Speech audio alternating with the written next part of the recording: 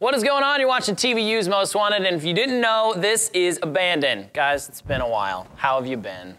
Pretty good. Great. Pretty good. Great. Yeah? Not too bad. It's been too long, Jerry. It has been Still too long. alive. Now, before we even started the show, I was talking to you guys, and you said you went to Seattle, you experienced road rage first thing out of the airport, and I didn't want you to tell me the story until they could hear it too. So tell me the story of being in Seattle and finding road rage. So, yeah, a friend of ours picks us up out of the airport after our plane lands, and do you remember his name? His name is Johnny. Johnny. Johnny. Yeah. We'll just call him Johnny for now. Johnny. Good It guy. adds something to the story, it does. He has an SUV, so we get all of our stuff in the back, we jump in, we take off from the airport, and so I guess he forgets which lane he needs to be in to go home, and like jumps in front of this guy. It wasn't real bad. I mean, we didn't think too much about it, but apparently the dude got upset. Yeah. And so when we pull up to the light, he gets out of his car, like slams it in the car. He got out of his car? He got out of the gets car. out of his car behind us. To us. No. We cut in front of him, and then he cuts back around us. Oh, okay. That's right. So he ends up in front of us. He actually went he into the walks back. oncoming traffic Right. and cut in front of us. Yeah. It was Yeah, he intense. was pretty upset. to say Wait, the so least. I've been in road rage situations. People yell or scream or they honk or they go Yeah. like this in their car, but he got out of the vehicle Yeah, and he took it to the next level. it did is what? he did. Like, did he just scream at you like at the window, Here's the or- thing. He gets out of his car. He comes up to the driver, which is our friend Johnny, and he like looks at him. He kind of looks he doesn't look too mad, but he just kind of looks like he's a little ticked off. And then like he like tells him to roll down his window, and he's like, "You think it's funny?" He's like, "You think it's funny?" Was he laughing? Was your friend Johnny laughing? We were laughing. We were laughing. We were laughing because it's funny. We were laughing because we're like, why is this guy getting out of his car? Yeah, we didn't And he was understand like, it. he's like, wipe that smile off your face. But then he said something like, okay, how do I explain this? He said expletives, but he used them out of context, and he had a speech impediment. So it made it even harder. It made it even harder. Yeah. Because he was trying to be, a he was a really guy. tough guy. Yeah. Trying to His cuss. girlfriend was in the car. I think he was trying to Oh impress her. gosh! But the thing- That's the best because it's an awkward situation that shouldn't be funny, but it is kind of funny. And immediately when the guy's like, "Wipe that smile off your face," Yeah. it's like, "But I can't." And then he starts talking, and then you're like, oh. Yeah, you just lose Game over. it. Game over. But that happened to us the first time we ever went to Seattle, but it's the second time that we've experienced road rage where the person got out of their vehicle. First time we were in Texas.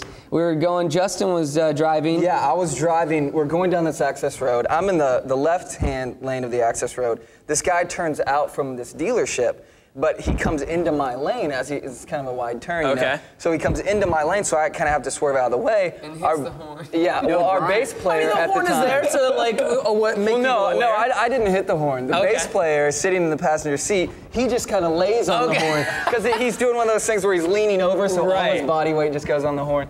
So he does that, and he holds it for like a minute. So I'm like trying to get his hand off while I'm driving, and so the guy gets upset. So he Right. immediately.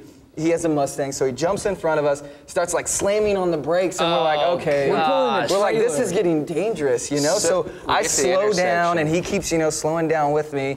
And so we're like, come on, man, come on. Like, we- we didn't mean anything by it. So we get to this intersection, and he parks. He's in the far right lane to turn. He parks in that lane. Gets out. We're in like the straight He's lane. like a So we're- football player. Yeah, like all this swollen big and stuff. dude. So we're like, oh no. Did you have like at that point? I feel like I wouldn't stop. Like I wouldn't have rolled no, down it's my a red window. light. The Oh, light this is is- a yeah, red it's light. a So red you light. couldn't No, tell nowhere to go. He's like roll down your window to Brian, who was sitting in the passenger seat, and so Brian just cracked it a little bit. Yes, good call because I'd have been like, Yeah, and so No. he's like yelling at him, like calling us names or whatever, and then I rolled my window down, or I stuck my hand out of the window because I had the side window, you can open it. Yeah. So I just like had my hand out there, and I was like trying to get his attention to kind of distract him. He was like pointing at him. This guy took it another level because he starts hitting our window because Oh Brian my didn't roll it all the way gosh. down. So we're like, turn green. Turn green, yeah. But no, Come but on. then when he lowered his window, he saw there were 6 guys in the vehicle. So then he kind of realized, okay, right. this is kind of unfair. So then he like, you know, said what he needed to His say, face and went then from red to white. And he like, and then And I he had walks my back fake to his tattoos car. on. All right, so whenever you're around abandoned, they're driving, just, you know, don't stop. Just leave them alone, man. Don't take it to the next level. They don't need any more road rage in their life. More with Abandoned is coming up. Here's number 7, it's TVU's Most Wanted. Still hanging out with Abandoned. You just said something very interesting, that TVU should market dinners. What would be in a TVU dinner?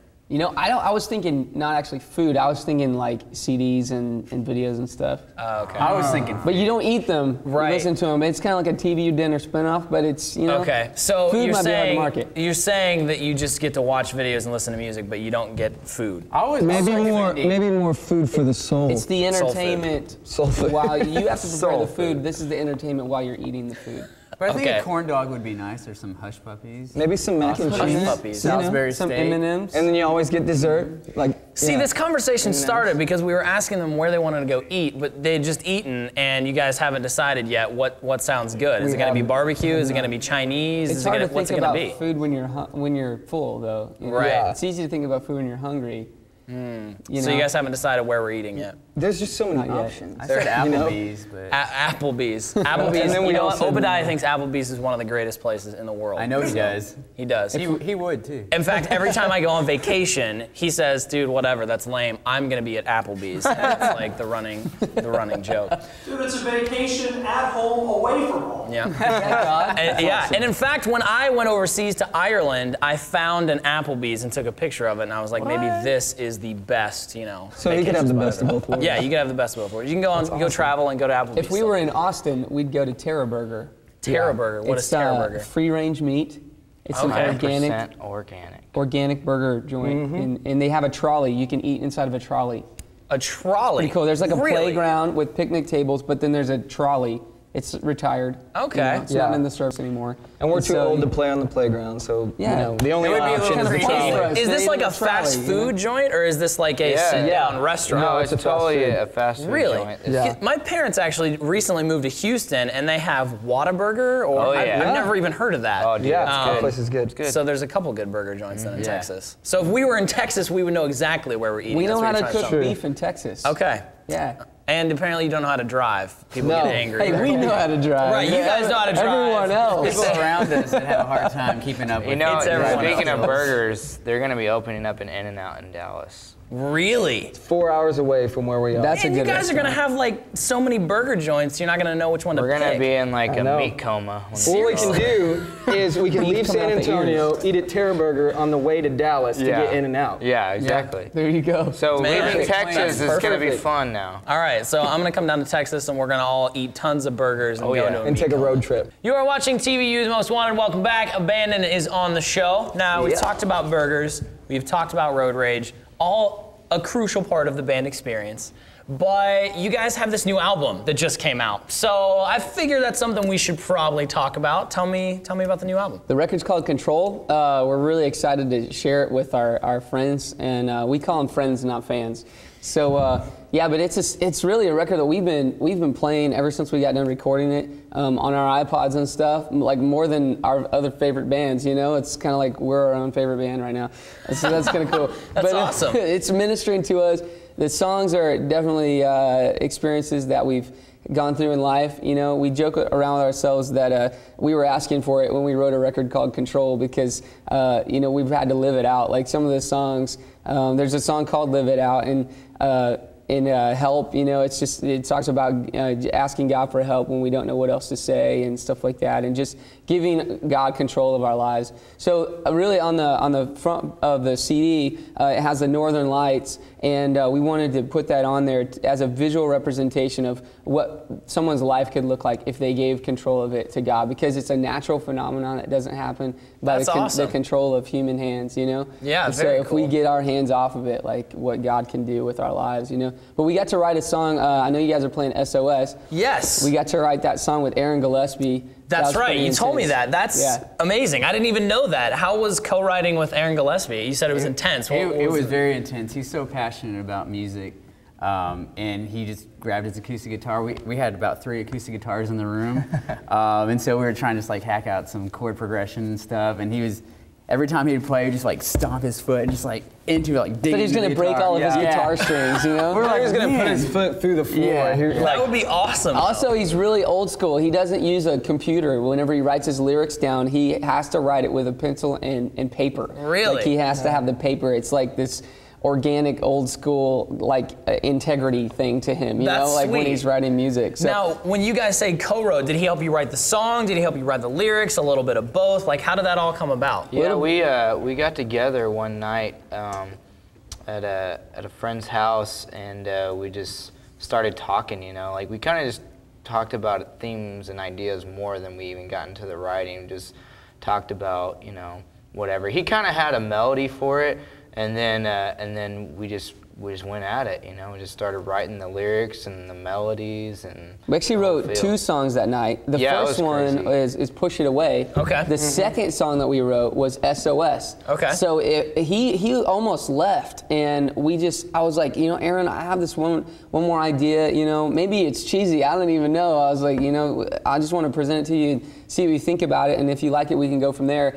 And so I showed him, you know, some of the lyrics from SOS, and he just got really excited about it. That's and awesome. Pulled his guitar back out of his case, so we almost didn't have that song. That's SOS. amazing. Yeah. I'm glad you decided to say, hey, I want to give you this idea, because that song is amazing. I mean, the whole album's incredible. Like, Thank well you. done, gentlemen. Seriously. Thank you. All right, well, let's talk more about the album coming up. Hanging Out with Abandon, it is TVU's Most Wanted. Their new album is out. If you want to snag it, shop.radiou.com, shop.tvulive.com. It's iTunes, Amazon, so you can snag it through there. Let's talk about the new album a little bit more. You guys said that you recorded this one a little bit differently. You came at it a different way. Tell me about that.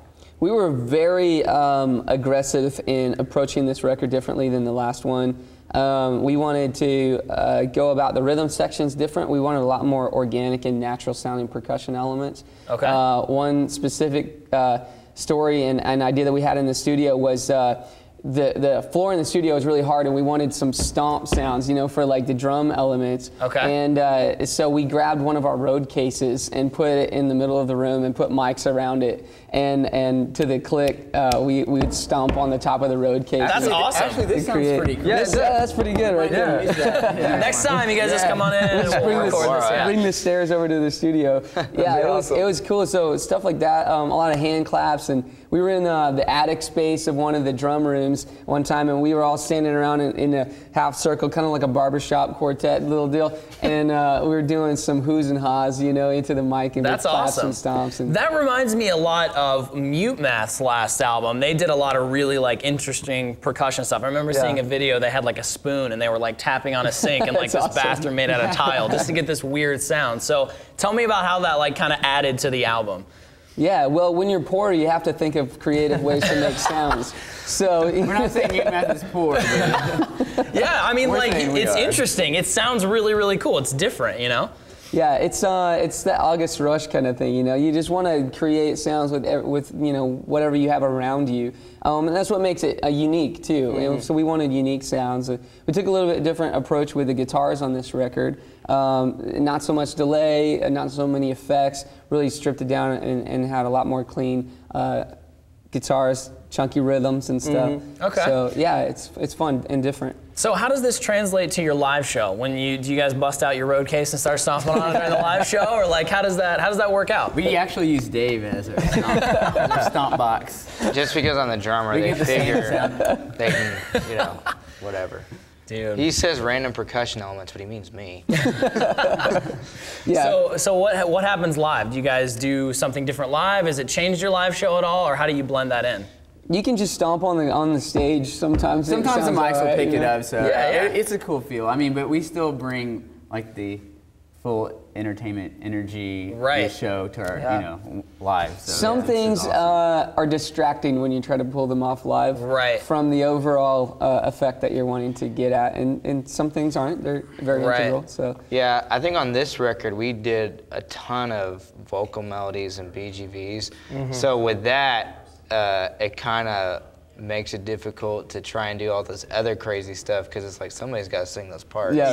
Yeah. You know? That's cool. There's a lot of crowd interaction with the new record and stuff, Okay. so that they can get involved and help Yeah. us out. There's a lot of like fast claps, you know, and callback stuff. Cool. So if you really want to know what it sounds like live, you just kind of have to go see them. And I guess you guys are going to be around. We should probably talk about what you guys got coming up. We'll talk about that next. It's coming up on TVU's Most Wanted.